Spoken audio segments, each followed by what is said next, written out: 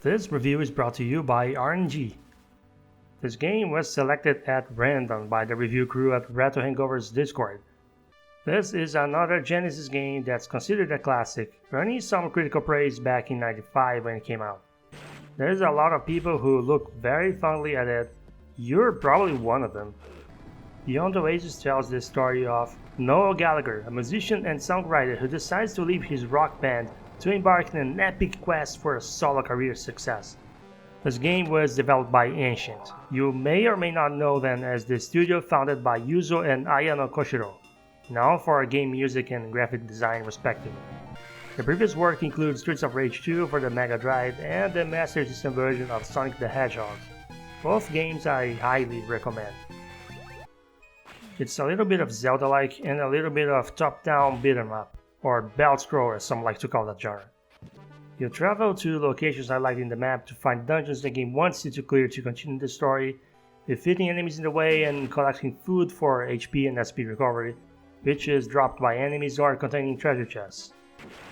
There are a couple villages, but they don't have much purpose. There aren't any kind of shops or currency in the game. It's very straightforward that way.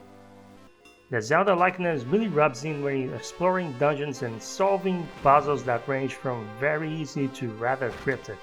And yeah, this is one of those games where you go back and forth through several rooms and locations often, especially if you're not sure what you're supposed to do or what key you're missing where. Every dungeon features a big boss and you are rewarded with a spirit companion, which you can summon to use special powers to help fight your enemies or solve other puzzles.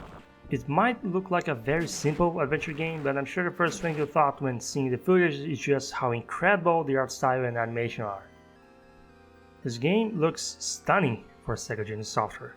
The cartoony style, the animation, and detail to the pixel art makes the game look like one of those advanced indie games studios release for a console that stopped being supported. It doesn't look like a game that's almost 3 decades old at all. The other thing you will notice is the music. Being a game from Ancient, of course, Yuzo Koshiro was the one who composed for it. But you will never guess by just listening.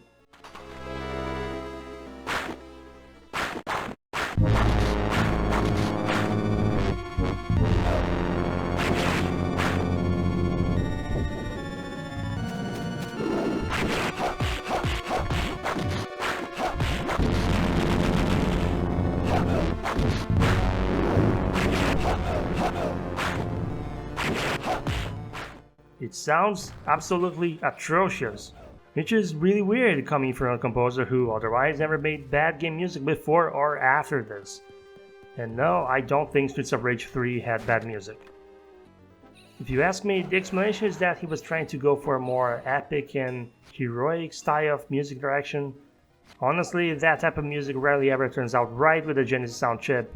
That's more of a SNES thing. The Mega Drive is way better suited for that 16-bit techno and rocking soundtracks that the best games in the library are known for. Unfortunately, the music isn't the only thing wrong with the game. They went a little overboard with the detail and momentum in the main character's animation for every little thing he does. As a consequence, Ali here takes his time to do anything you ask him to do. 2 more design decisions aggravate the situation. For one, you're quickly vulnerable again after you get hit. Enemies can hit you over and over and over, and second, the game is designed exclusively for a 3-button controller layout. Even if you have a 6-button controller, you're forced to deal with that limitation. And believe me, that limitation is a huge problem. 3 buttons are just not enough for the amount of actions you have to do.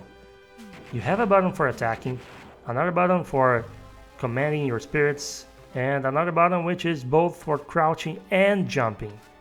And the button that uses your spirit magic has 3 different actions assigned to it. Tapping does one spell, holding does another, and double tapping does another. In any situation where you're under pressure, this control scheme becomes very convoluted and faulty. I almost wish manual jumps weren't a thing, because when the game asks you to do platforming, it just doesn't feel good. Thankfully, the game waits until you're already 2/3 through the game before asking that of you. But when it does, well, get ready for a lot of bad platforming puzzles.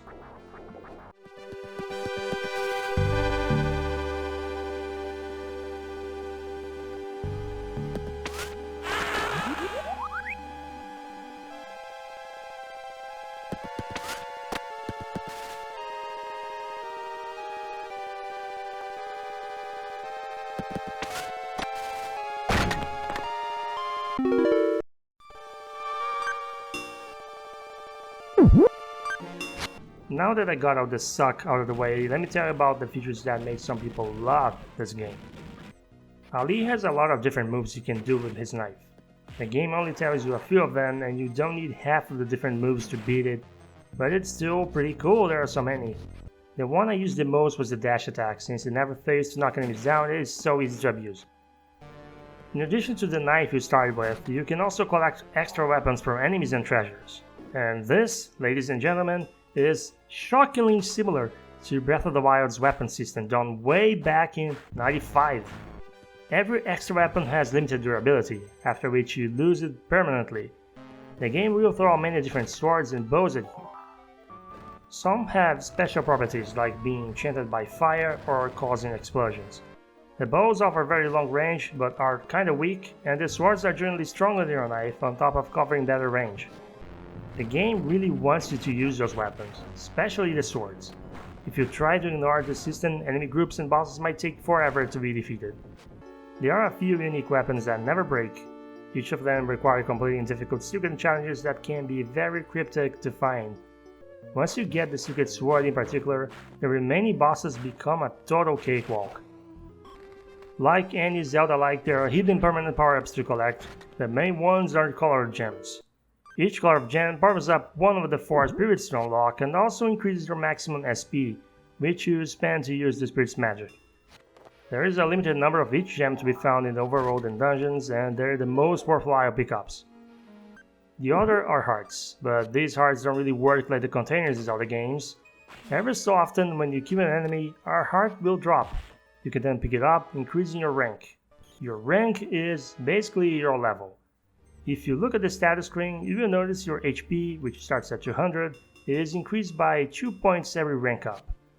The thing is, the game doesn't explain this rank up system well at all. It's not just your HP that increases. Your attack also gradually goes up with your rank. I know this because I wasted a couple hours farming hearts, which is something anyone can do with this little trick. If you save your game before a group of enemies, let them kill you, then continue after the game over screen, the first enemy you slay always drops a heart. You can then go back a screen, save, and repeat the process. For a while I thought this was some kind of glitch, but upon further reflection, knowing the game seems to rate your post-credits results better if you avoid ranking up, I'm convinced that this is some kind of dynamic difficulty or mercy system. Think like the white Tanuki suit in Super Mario 3D World, but a lot less impactful if you don't rank up at least 24 times. Seeing it that way, I can't help but be very impressed with how forward-thinking they were. I mean, between that dynamic difficulty, weapon system, and heck, even the way the Spirit Companions work is almost like Tears of the Kingdom's Avatar system long before Nintendo planned it. In many ways, Beyond Oasis is way ahead of its time. There are a lot of good ideas here. Its advanced and colorful hand-drawn graphics look terrific, and I don't think it overstays its welcome too much. Its short length was even criticized in reviews back in '95. Nowadays, I think the short length is a real blessing because, as much as I want to really like this game, those damn platforming puzzles the last couple hours really drag the experience down. And it doesn't matter that Ali has like 8 different ways of attacking with his knife when the combat doesn't demand much from the player. I also didn't mention this before, but even the spirits don't add much to the fighting since their AI is terrible, making hitting enemies with their abilities and exercising frustration. Beyond Oasis, for the Sega Genesis High Definition Super Mega Drive system from Sega, gets a 7 out of 10. For 5 or 6 of 8 hours it should take you to beat this game, what you get is a very decent and very stylish Zelda-like with innovative mechanics of the likes we wouldn't see again for at least a couple generations. But the level design falls flat on its face in the final hours, forcing the player to be unable to look past all the problems they could easily overlook until then. Seriously, the music almost made me drop the rating to a 6. Anyway, if you want to play Beyond Oasis, it's available on Genesis Online, but apparently Sega will be delisting the game on every other platform this December 6th, so get that Genesis Classic Collection while you still can. The emulation in that collection is kind of crap though. Thanks for watching and take care.